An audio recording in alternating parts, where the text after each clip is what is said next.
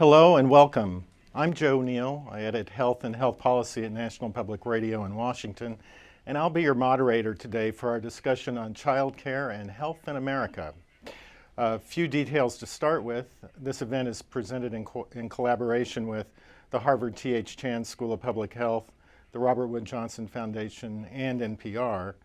Both the Forum and NPR are live streaming this event on their respective websites.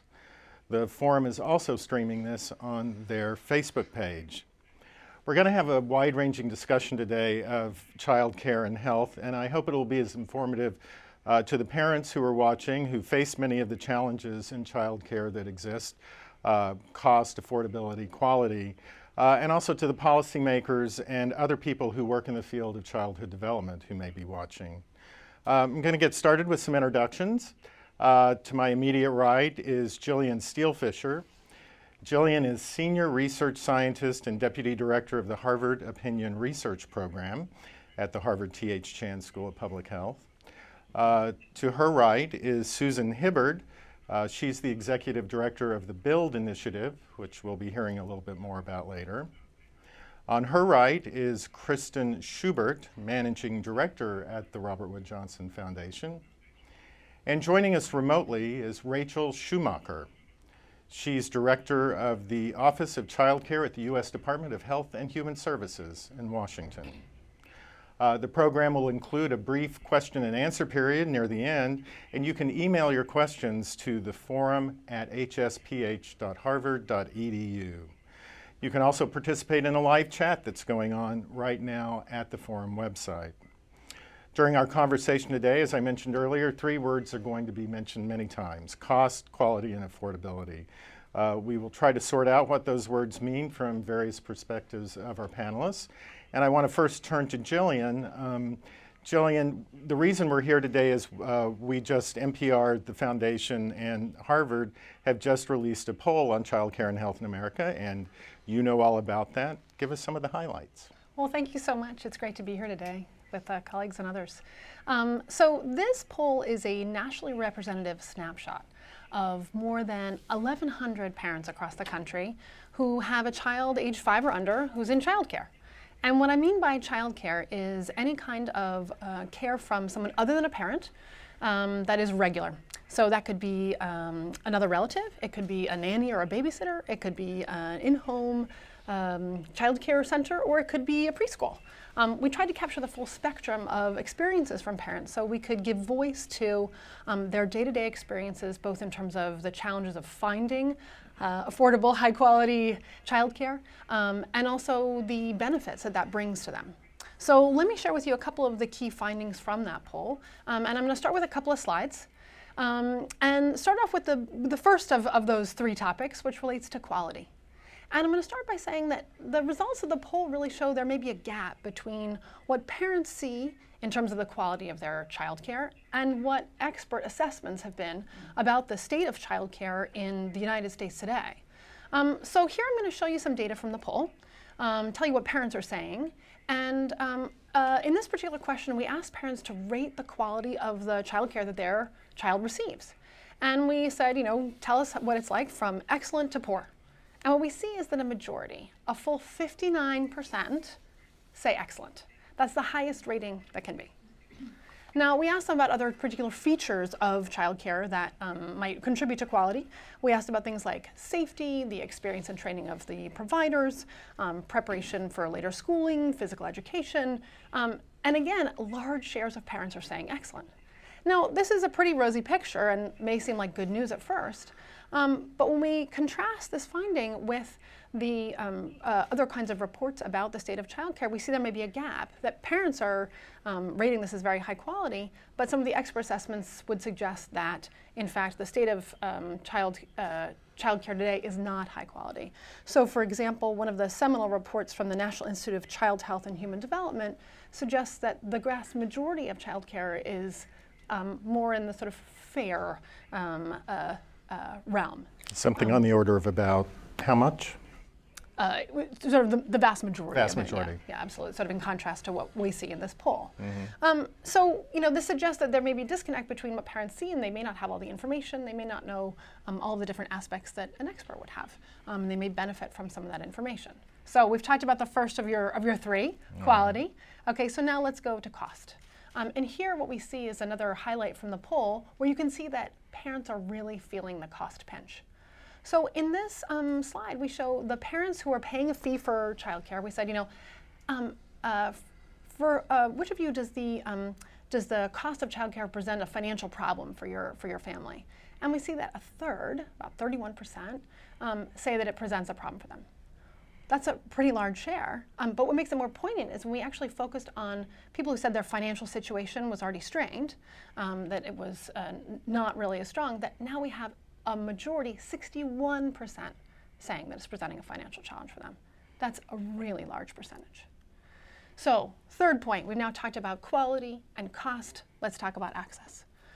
So what we see in, to the next slide, is that a majority of parents say that they face limited childcare options. They may have only a few or just even one realistic option for care. Again, we begin to see in this part of the findings that these three issues are really interrelated. That is that, again, these share of parents who are feeling more financial strain, they're also the ones who are more likely to say that they don't have as many options. So these three factors are kind of coming together. And when it says people only have one option, typically that would be what? Do we know? We don't know necessarily what it is, but the point is that for them, they have this very limited resource, and they need it. And I think that's a great segue into the kind of final point that I'll share from the poll, which is that the child care is actually incredibly important for parents, and it provides them great benefit.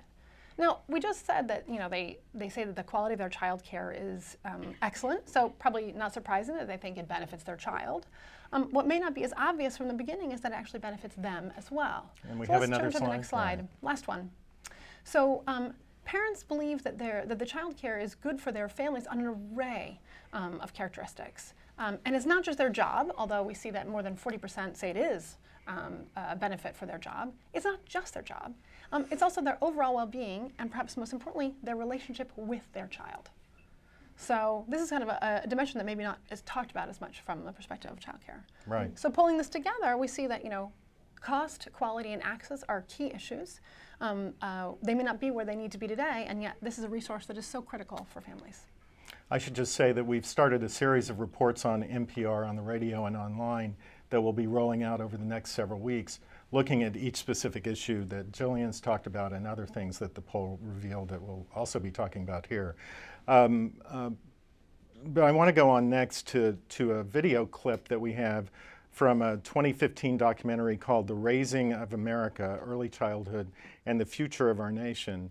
And we chose it because it documents how parents can find themselves in such a tough spot, like Jillian was talking about, trying to balance the care of their children and the other demands on them. And I should note that in addition to the story of one family that's presented here, the family is Erica Burks Cummings and Leroy Campbell. We'll also be hearing from a pediatrician, Renee Boynton Jarrett at Boston Medical Center, if we could have that clip. I work 40 hours a week. Leroy works sometimes 60 hours a week. He works a split shift, so like 2 in the afternoon to about when I'm done. 1, 2 in the morning. Leroy is a driver and mechanic, Erica a nurse. Combined, they work more than 100 hours a week. In fact, Americans work more hours annually than most all of our peer nations. In today's day, we all gotta work. And I can remember back in like my grandfather's days, the men work, the woman stay home and take care of the house and family and things like that. In today's day, it surely can't happen. Everybody gotta go out and work and bring it in.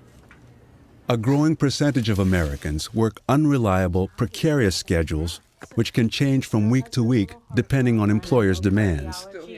Yeah, and that's something that we have to work on. I do rotating nights, so I'm on nights this week, and so the next week though I'll be on days. So it kind of balances out that way. Parents are juggling, shifting, trying to balance a variety of competing demands that there just don't seem like there are easy or reasonable solutions. It leads to a level of tension and stress. Is this what we've decided as a society? That this degree of tension, these complex trade-offs are the norm, to be expected, just a part of raising a child. Rachel Schumacher, I want to turn to you now. That clip showed that the juggling act that many parents need to do every day and every week. Talk, if you would, for a few minutes about the many challenges parents are facing in trying to secure the health and the child care their children need. Sure, thank you, and thank you so much for having me here today. I think that this clip and this survey shows something that really shows the incredible shift in America, that we are starting to recognize that childcare is essential really for two generations. It's not just a work support, although it's desperately needed. It really promotes child development, and these parents in this survey are recognizing how important that experience is for their children's future, their school readiness, and their development for the rest of their lives. They're right. Research has shown for over a decade how important childcare is to really promoting those early trusting relationships that help children learn, help children trust and learn how to work in a group, learn how to be successful in life and persist in challenges. And at the same time, the parents are, as you said, very stretched. They have a hard time finding what they can afford. The average cost of care in this country for an infant it actually rivals the cost of a year at a public college, for a year of college education. And that's something that a lot of parents aren't prepared for when they do have their first child. They are surprised to find out that they need to get on a waiting list to find that childcare that they really want down the street, that it might take longer than they have as leave to be able to get into that program, and that it's going to eat up a huge chunk of their take-home pay. And that's something a lot of young families are not prepared for. At the same time, we know that the folks that are actually providing the care, the teachers and the caregivers, are not making very high wages. In fact, in every state in this country, according to some analysis we've done, the median take-home salary, the median income for these folks would make them eligible for the SNAP program, which is the food stamps program, in every state in this country. And yet these folks are charged with really helping educate young children, supporting parents. I love that the survey showed how much parents appreciate that connection they have with their child care provider. These folks are doing incredible work, and they need the skills and the qualifications to do it and the salaries, and they're currently not getting it yet in this country. And talk for a moment, if you would, about why the quality of child care is so important. Oh, yes, that's a great question. When children experience this early learning environment, they're in care on average for working parents 35 hours a week. So we often think about learning and preschool and starting at the K to 12 age, but that's not true. Early childhood brain development in the first 3 years lays a foundation for what these children are going to be able to do, their attitudes toward learning, their ability to form a trusting relationship. They need continuity with that caregiver. They need that caregiver to provide a lot of language and stimulation and help them understand their feelings. If that's not going on in that early environment, it really is a missed opportunity for these young children that will affect them as they go forward in their school and later on in the rest of their working career. And of course, it also reverberates through the family too, as the poll showed. Parents benefit from childcare and high-quality childcare too. Oh, absolutely. I think that's one of the things I was particularly struck by in looking at the survey results, is that A really high quality caregiver is partnering with those parents. They're talking to them about what they're seeing at home and telling them what they're seeing in the caregiving situation. They're puzzling through how to help with stranger anxiety and how to help the child, learn how to deal with new situations and how to get along with their peers. And those exchanges are incredibly important for young parents to get, especially first-time parents. If they have that partnership, they can really be shored up in their own work and feel confident when they go on to their work or education, whatever it is they need to do, that their child is in a safe environment, that they're getting the stimulation that they need to learn, and that they really can come back and know that that child will be happy to see them, but also have a really wonderful learning experience in their childcare setting. Thank you. All of that, of course, speaks to quality, which we're going to continue talking about here a lot today. Let me turn now to Susan Hibbard. You had an organization called the BUILD Initiative that helps state leaders develop early childhood systems. As a part of that, you're helping states and others develop quality rating systems. I'd like to hear more about that. But first off, can you tell us what people in the field mean when they talk about high quality, and tell us how that might be changing? Sure. I too thank you for having me here, and just great points that people have raised. The definition of quality has really changed over time, especially when you think about what I'm going to address, quality rating and improvement systems. When people started looking at the level of quality in childcare, they were really looking at a disconnect between the licensing requirements and what they knew to be safe, healthy, nurturing environments for children, for young children.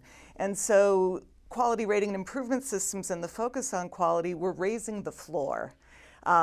Now, when we talk about quality in a childcare setting, our expectations for that setting are much, much higher. As Rachel talked about, we're talking about the development of relationships and attachment between the adult and the child. We're talking about play and play as learning, and really intentionally organizing the day so that the child can explore their interests, expand their language, gain confidence, gain in peer relationships. It's a much more demanding set of criteria for quality. And quality rating and improvement systems are really sort of a constantly changing, but still in their infancy, set of strategies that are looking at defining quality, measuring it, helping to communicate with family members and with the folks who pay, which could be the private payers, could be the accountability to the government, communicating what quality is, and then improving that quality. And in many ways, it's a continuous quality improvement set of strategies so that you reach a level of 1 or 2 stars, and it's defined what it would take to get to a higher level of quality. It's a strategy that's emerged with enormous potential. Each of the QRIS in the country, and now there are QRIS in 49 states and many of the territories, and now QRIS? Quality Rating and Improvement Systems. Okay, thank you. We like the I the most, but some people focus on the R, the rating. All QRIS have tiered quality standards and ratings that go with those standards, so that, 1 star, a 2 star, or whatever the symbol is, each one has a higher set of standards, and then supports for quality improvement, a communication mechanism, and then some kind of financing. But after that, states really differ in what a QRIS is or can do. And initially, communication was the idea, sort of related to the poll, that if a parent saw that this was a higher quality center by the rating, the parent would choose that center. So it was a way of educating the parent, creating demand for quality, giving an incentive because of the increased demand for the programs to increase their quality. So it was sort of a win-win communication mechanism. Well, that's a great idea, and it's beautiful to communicate like that about the idea of QRIS, but as Jillian pointed out, so many parents don't have multiple options. And the options in the community or that are affordable may not be of high quality. And I think it's human nature that we all need to feel that our children are in a good setting when we go off to work, or we wouldn't be able to survive the day. So there's just a level of human nature kicking in there. So now I think QRIS are sort of at a stage of recognizing that they're a push to help keep promoting quality. The field recognizes that cost, availability, and location are going to keep being key issues, especially when transportation is such a challenge for poor families, and that therefore we need to invest in the quality and increase the number of quality programs, not just communicate which ones are quality, but actually create quality so that all families with young children can have that positive experience and know that the children really are not just safe, but that their brain development is engaged, that those first 1,000 days are being put to good use, and the child is able to just naturally expand their curiosity and learning.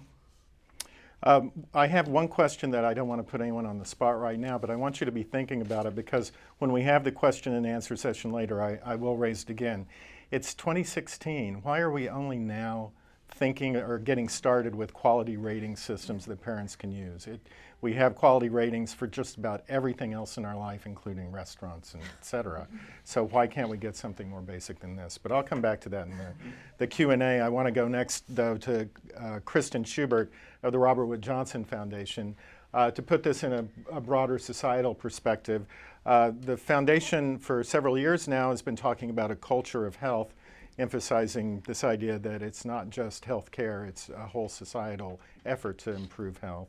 Help us understand, if you would, how these poll findings are fitting into the bigger picture. Yeah, I'm happy to, Joe.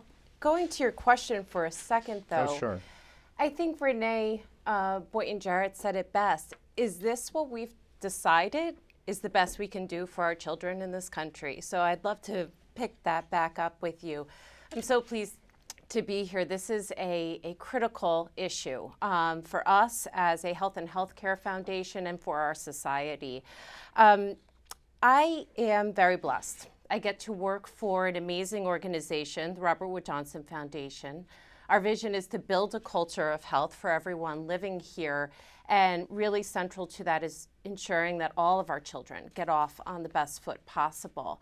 I'm also, though, blessed because I have an amazing family. And I'm telling you this because I remember too well, about 9 years ago when I was having my first child, I was ready to go back to work. And Rachel, I was unprepared, for sure. I really struggled to find him the right care. We bounced around from a neighborhood setting, then I pulled him out of that and we did some in-home care. That didn't work out, and we finally landed on a center-based setting for him. That year was enormously stressful, and I was really well-resourced person, and I was able to piece it together. I worked for a great place that allowed me the flexibility to manage through all of that, and I had an incredible family who could see me through those ups and downs. So many people don't have that. And what this poll shows us is that too many parents, too many families face huge barriers to accessing care for their kids. And yes, it's about their ability to be able to engage in their jobs and support their families, but there's so many other benefits too that this poll highlights. 2/3 of U.S. families, both parents work. And so many of our kids are also being raised now by single parent households as well. So it really is incumbent that we do a much better job in this country in helping them find the right care that fits their needs and care that's affordable. So there's a number of things we need to do to improve this situation. I know we'll get into some of those in the conversation. Yes, we need to close this information gap. Too many of us have no idea what quality looks like, but we also need to create the demand to build more opportunities and more options for people. You heard from Leroy and Erica. That's a common story. For so many of our families, we need to make sure that they have options that are flexible to fit their needs. That is much more common of a story than not in this country. And the last thing I'll say is that we just frankly need greater investment in all of our children, all of our families. I really enjoyed listening to John Pepper. He's the former CEO of Procter & Gamble, and he says that 90% of brain growth happens in the first 5 years of life. And during this time, we as a society invest 5% in high quality childcare.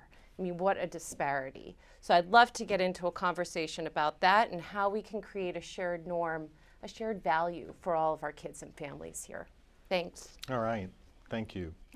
The second part of the forum we'll turn to now. This is where we address the issues and talk about possible solutions and answer some of the questions that have been raised. I want to turn back to Jillian first and start with you. How can the poll results, we've heard a little bit about how they're informing the conversation, but tell us more about how you think that they can help guide policies. Sure. Well, I think the poll findings really support a lot of the pieces that my colleagues have been talking about. First and foremost, they really do suggest, in terms of the gap in information, that we need to be able to fill that gap. We need to be able to find them information that's relevant, that supports them, not just in sort of selecting a child care center, as we said, because they may not have multiple options to select, but in providing them information about what it is they need to look for, what do they need to do to elevate and to have that conversation with their provider about what high quality care means for them in that context. That certainly speaks to that, and I think my colleagues will be able to talk about some particular strategies for doing that. And then, of course, the other two dimensions here in terms of access and accessing affordable high quality is really sort of central. And the findings speak to all these three intertwining dimensions of the issue. Great. I have another clip. I want to turn to that now. It shows an example of an innovative program in my home state, Oklahoma. Oklahoma was the second state in the U.S. to offer free preschool for all 4-year-olds. And this video was produced by my colleagues on the education team at NPR. My eyes are facing forward. I'm standing straight and tall. My hands are behind my back. I'm ready for the hall. 5, 4, 3, 2, 1, 0, zip. This is their first experience in school for the most part. A lot of them have been in daycare or some sort of childcare setting, but then when they come to public school, it's just different. Can you take me to a party? Sure. Can you drive? Yes. In my classroom, I use a project approach to learning, and I let the kids guide the curriculum. What do you think of that idea? Good. I think that it's more important for the children to determine what the curriculum is so that they stay engaged. If they're not engaged, then I spend my day managing behavior versus letting them be able to discover and explore and construct their own knowledge of something. How do I put this picture on? We spend a lot of time learning what patience is and waiting because life is full of waiting. And so I draw their stick with their name on it, and then I ask them to tell me where they're going to play. Sean, where would you like to play? I didn't know that you buy my stick. Where would you like to play? With these? Okay. That holds them accountable. That is them saying, I'm going to go play in the dough. So they know they're going to go to the sensory table and play in the dough, that like they've claimed that spot. They're going there, they've claimed their play. I think it's great that patience is being taught in preschool. I think we could teach it throughout life and adult learning too. Anyway, enough of my comments. Of course, making childcare affordable through programs like free preschool for 4-year-olds is really on the leading edge of trying to improve childcare. But all these things are intertwined, as Jillian said, affordability, access, and quality. But let's go through and talk to each of you about various aspects of this. And I'll start with affordability and turn to Susan. And let's talk about tax strategies. Can tax credits and other things help? What needs to be done? Yeah, tax credits are an important financing strategy related to childcare. Tax credits for parents make quality more affordable. Tax credits for providers, caregivers, teachers are like a wage supplement. And tax credits for businesses are an incentive to support quality childcare. So tax credits could be, and they are right now important, but they could be a significant player in improving quality and supporting access to quality. Right now, a lot of the tax provisions that we have related to childcare benefit higher income working families rather than the lowest income working families, which limits their usefulness. Part of the reason for that is if you look at the federal child independent care tax credit, it's the model. The benefit isn't refundable, which means if you don't owe taxes, you don't get it. The amount is capped at an unreasonable amount that doesn't relate to the college education cost of childcare for infants that Rachel pointed out. It's unrealistic, and you can only get to 20 to 35% of that cap. And then the credit isn't playing a role in terms of quality. It isn't linked to the quality of the center. And most of the states follow the federal example and mirror those provisions. But some states are giving a double credit for quality centers, for opting for quality. And some other states are really paving the way for what may be part of the financing sort of answer to some of the dilemmas. Louisiana has a school readiness tax credit, and they've had it since 2007. And it's a package of refundable income tax credits that are connected to their quality rating and improvement system. The parents get credits for selecting a higher quality center that's in the quality rating system. The child care provider gets credits. And the range is $750 to $1,500 per child who's in subsidized funded child care or foster care. The directors and the staff in centers in the quality rating system get credits for educational qualifications, and then businesses can get credits for supporting centers that are in the quality rating system. So other states have been looking at that, and what we do at BUILD is create a learning community where state leaders can share their strategies across borders. It is sort of sad that in 2016 we are this rudimentary, but the field related to women and children is underfunded in every way. And so having a learning community and a way for innovations like Louisiana's to be shared across state borders and to help people problem solve together, to sort of diffuse promising strategies and to put researchers and implementers together, both so that we all know the latest research and the findings, but also so that the researchers have some reality testing and recognize that there are things going on out in the world that need to be looked at, and maybe in a different way than they were before. So I think we're seeing a lot of potential for tax credits. And I hope that we'll see the federal administration look at how they could be something that when the states emulate, it actually will help the lowest income families who need the most support. Well, it occurs to me while I'm listening to what you're saying that yes, it's a noble goal and a desired goal to increase the affordability to low-income families, but I hear a lot of people in middle class and upper middle class families complain about this too.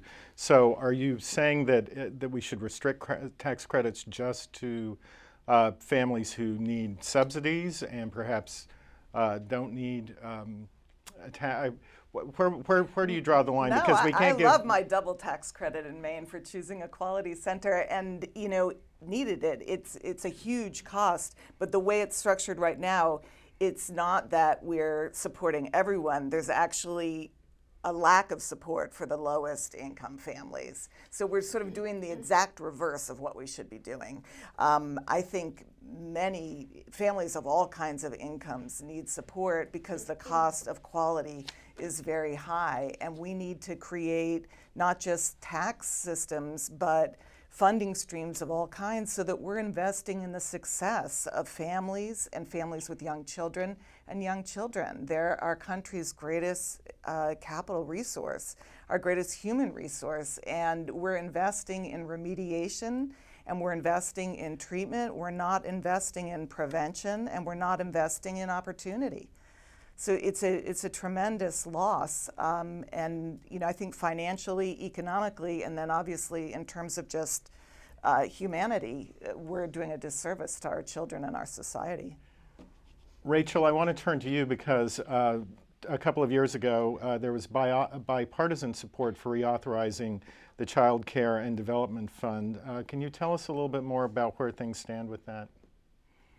Sure, I'd really love to jump in here because I think what Susan said is so true. Parents can't afford the cost of quality all the way up and down the income spectrum. It's especially an issue for our lowest income families. And those are the children that research show may benefit the most from having the opportunity to participate in a high quality program. So it's really an important thing for our society to take on. The Child Care and Development Fund is the largest source of federal funding. It goes to states, and states put their money in and partner to help pay for child care assistance for low-income families, families that are earning less than around, the maximum is up to $50,000 for a family of 4. But currently, we're only serving about 15% of the eligible children around the country. And this program has a lot more it could do. And the good news is that, as you mentioned, in 2014, Congress took up this legislation and reauthorized, reformed the child care program in a bipartisan manner with overwhelming support. And the reason was, in part, a lot of this brain research we've been talking about and a recognition that childcare makes a really big difference, not just as a work support, but also to help child development. And what Congress did is really set new foundational basic requirements across the country for health and safety for childcare. And it may surprise you to know that those didn't exist before, that we didn't have a national standard for what basic health and safety training a provider should have or criminal background checks to occur. That was not the law of the land. It is now, and states have been working for the last couple years to come into compliance with that law. It's very exciting. We just released in September a final rule implementing this new law, and we really see it as an opportunity to raise the bar, not just for that basic foundation, right? You can't have quality if health and safety isn't there in these programs, so that is an amazing first step. But it also includes new set-aside funds for investing and improving high quality in childcare around the country that states can use. They can use it to improve the care for infants and toddlers. They can use it to help childcare staff, teachers get scholarships so they can go to school and get degrees. We don't have national standards now for what type of education and training in terms of child development and things like that that teachers need to have. This law and rule will require a basic level in health and safety understanding, things like CPR, first aid, medication administration, things you would want your child care provider to know how to do for your child will now be the case, and that's a really important step forward. Where we still need to look is fully funding what this program could do and what it's set up to do. The president put forward a proposal for the last 2 years in his budget to expand access to child care assistance and really provide a guarantee for families with children who are infants and toddlers up to the age of 4, and for them to access higher quality care. And that means paying more per child for care so that those families who are part of this program can access more of the care in their community. And it will make a huge difference if parents have more ability to choose across the spectrum if they can afford higher levels. There's some demand out there, we can tell from this survey. Parents want high quality. They want to be able to find and afford that type of care. We as a society and as a country need to take some steps to really help parents do what they know is right for their children and not make it so hard for them to do it. Make it easier using these quality rating systems, but also making it so that in low-income communities where perhaps none of the parents can really pay the true cost of high quality, that's not what's driving the child care market, that there's other supports that are through this program and through other means that could make that care exist in that community. Because quality should be the same for all children, no matter what income, no matter the name over the door, preschool, Head Start, child care, we've been throwing around some different terms. Our vision is that all children have access to a similar level of high quality care, and we're working very hard toward that vision here. But I assume, like with all funding issues, it will have to now wait until the next administration and the next Congress to get that through. But there has been some significant bipartisan support. Yes, and that's what's so exciting about it. That's the good news. I think that we have seen some really strong support on both sides of the aisle for this issue. People get that it supports local economies in their districts. It supports their families, their constituents. It supports so many of the children and families that people meet every day, that our policymakers talk to, and they're hearing it, and they want to do something better for our children and families. I believe that's true. All right. I want to move on. We need to hit on a couple of other topics before we turn to your questions. I want to talk about access for a few minutes and turn to Kristen. From our poll, we know that not all families have options in terms of location, care, costs, other options. Talk to us more about that. Yeah, I'll pick up on some of Rachel's points and try to hit three main ones. We know that there are childcare deserts in this country. You've heard of food deserts. Same thing with childcare options. That's what we're talking about here. Frankly, very few options or none. We've heard some from the business community that they've moved into locations and actually have had to build that into their relocation plans. The second big theme that Rachel's highlighting is there are many more kids eligible for Head Start and early Head Start in this country than are actually accessing it. There are more families eligible for subsidies and other mechanisms to pay for care or help pay for care than are accessing it. Why? Why is that? What are the difficulties and challenges with people even being aware of what they're entitled to? We know that there are communities, and I think Susan will hit on some of this, where the private sector has come together with the public sector and said, we're going to do better, and we're going to pull on, yes, the federal mechanisms that we have, the state mechanisms, and we're going to put our own dollars in to making sure we're building better options for families at the local level. So we have some examples of that, and we need more of that. The last point I'll make, and we haven't hit on it yet, is the workforce. The workforce in childcare is among the lowest paid in this country. It is, it's outrageous. Many of them qualify for public assistance themselves. We need to talk about that. We need to talk about how, yes, we need greater investment at the federal level, but we also need greater investment from the community on up. So I hope we get to that too. Okay. I want to talk a little bit about quality. All of you can address this. Research has shown that investing in childcare does pay off, and we've heard some of the things today, especially the brain science benefits that Rachel was talking about. But really, what our poll found, and maybe Jillian, you can address this, that parents really thought that childcare had a very positive impact on both the child and themselves. Absolutely. And in fact, so first, exactly what you said, which is that the poll finds that parents think that childcare is good for the child, for their overall well-being, for their educational attainment and cognitive development, for their emotional well-being, their physical development. But it's actually not just today.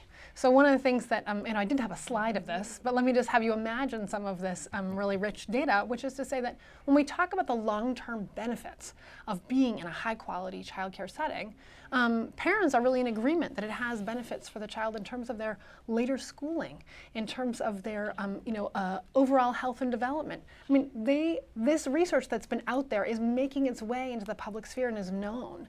And so there's a demand for quality from parents. And so we see, for example, that it's one of the differentiating factors when they're looking at one provider versus another where they have a choice. They want high quality.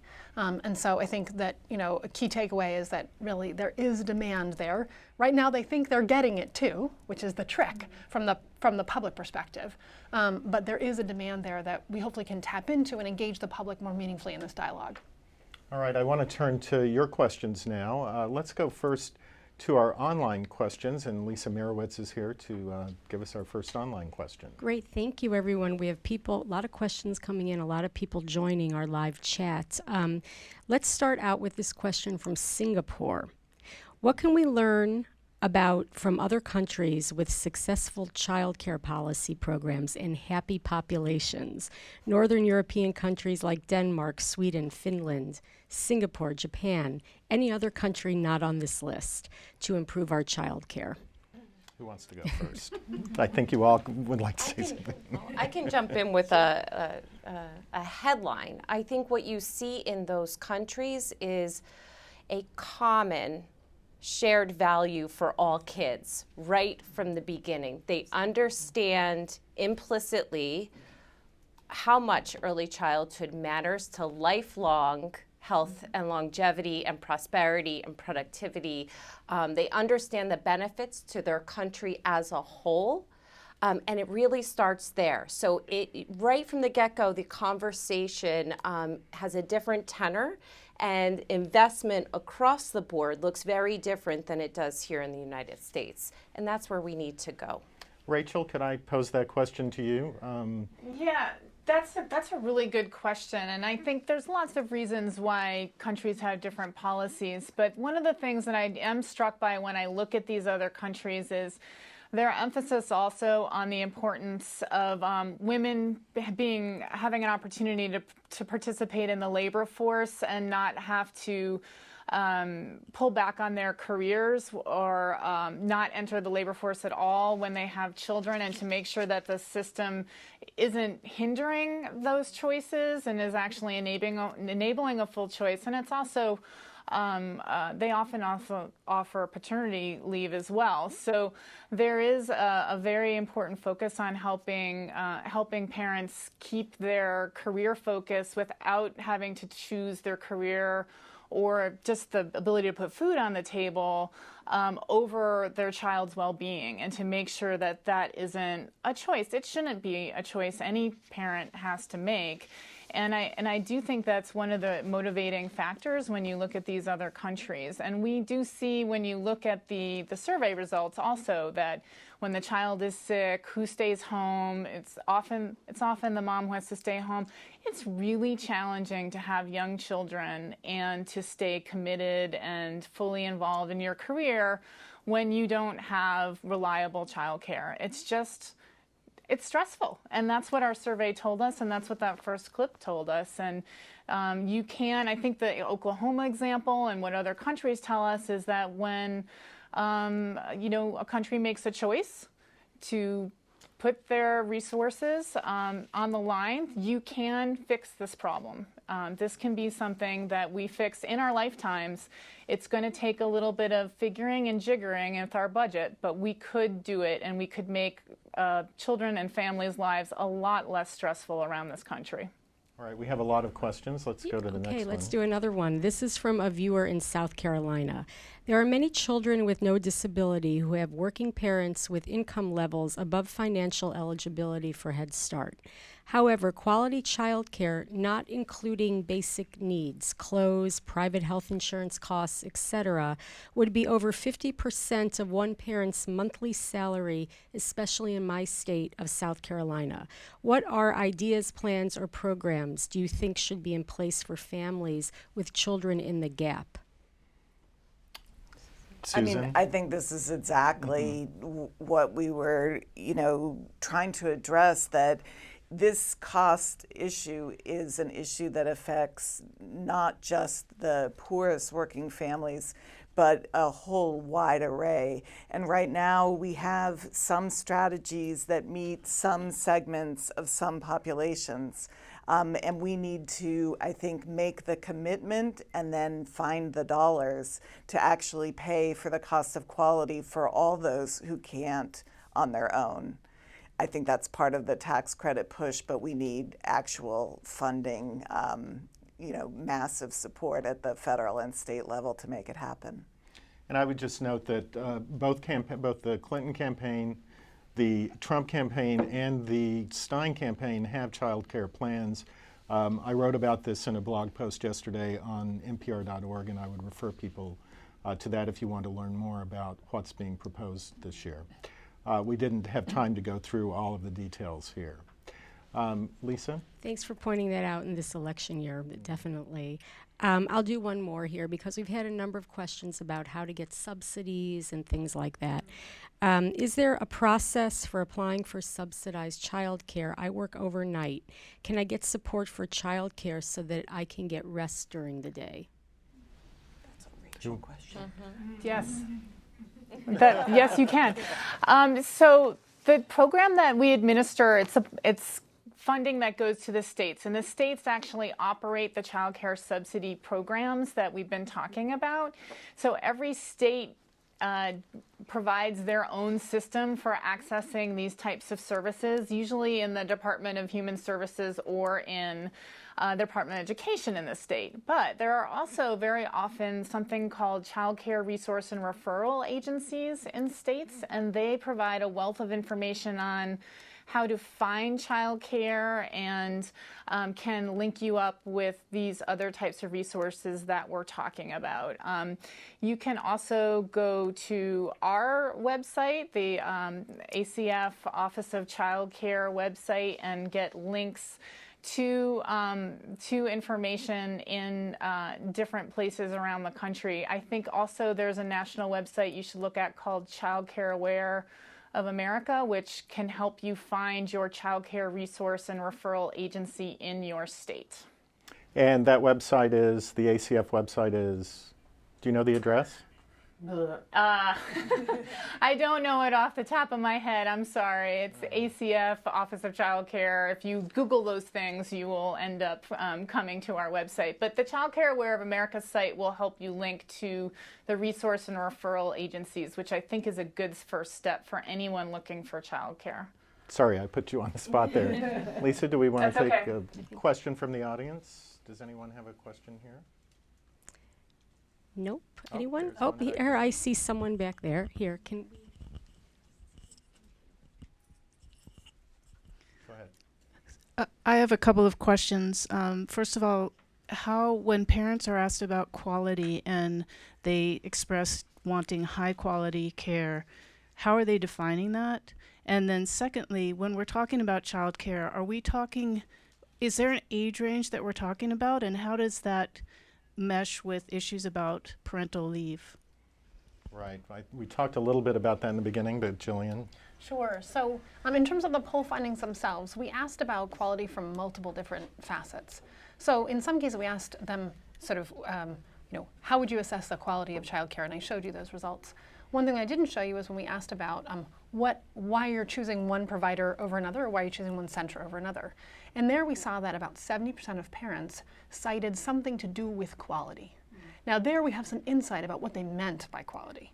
And they talk about things like the nurturing relationship with the provider, their ability to provide fostering environment to support children's curiosity, to help them learn, a lot of the kind of core dimensions that we subsequently then asked about in that. So parents really are talking about kind of the heart of some of this dimension of quality. Great. Another question from the audience? Okay, here we go. Hi, thank you very much. So besides voting in November, how can we put pressure on our legislatures or just in our communities to invest in early childcare? Susan? I think for a Kristen? long time we've been afraid as a field and maybe as women predominantly to ask for the cost for what we really need. Paid parental leave would be a huge assistance to the infant child care problem. I think that that's a policy that many countries and some states in our country find makes sense.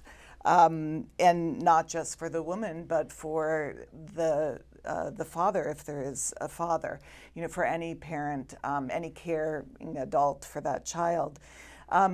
I think that, so we have to demand, I think, the investment in the early childhood workforce, investment in children. The least amount of investment goes, even in our education, just looking from an education perspective, the lowest investment is made in the years that have the highest impact in terms of brain development and learning. And we can do this through policy change. Legislators need to understand, we've done it before. Senior citizens used to be the poorest segment of our society in the United States. Now young children are the poorest age group in our society. So a policy shift like Social Security can change things. We can change all that. And a lot has changed in the last 5 to 7 years. Now there are 20 states on the path to having deep infrastructure related to quality. And I think if we can keep pushing for the next federal administration, the next state administrations, and our local officials too, to think about all of the options to actually improve quality and serve young children and families, that we can do it. So I think it's really speaking up and demanding what we need. Kristen? Start talking about it at your dinner table. Tell your parents and your friends over Thanksgiving about what you heard today. Start educating yourself, because we have a huge gap still. We're in an audience, I think, of like-minded folks who do understand the science. Not many people do yet. We still look at babies in this country from a certain vantage point. It's not well known yet. We need to start talking to one another about this incredible time of life and just how important it is, because the science is exploding and we haven't caught up yet. So I would just say, add it to Susan's, just get educated and start talking about it. Home. Yep. All right. I wanted to wrap up by asking each of our panelists to identify or recommend a policy takeaway as a key message for people who will watch this now and in the future. I think we kind of touched a little bit on that, but I'll start with you, Jillian. Do you have a policy takeaway for us? Sure. Well, I think my focus is, of course, on the public, on parents themselves and what they have to say. And this poll tells us that they see the benefits of childcare, of high quality, accessible, affordable childcare for themselves, for their child, for their families, for their jobs. They see those benefits, and they're beginning to see a bit of that science in terms of the long-term benefits and the investment that you can make in very young children. And so the sort of policy takeaways, we have to now leverage that public demand through meaningful policy, keeping in mind that parents feel like right now, for their immediate need, it's okay, but it's fragile, right? So their immediate their immediate care is high quality.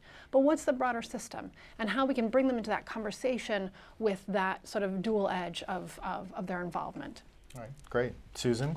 I've already mentioned some policy suggestions. I'm going to take one little second to say, I think we can't leave racial disparities and income disparities and disparities between people whose home language isn't English and those who it is. We can't leave those out of the conversation.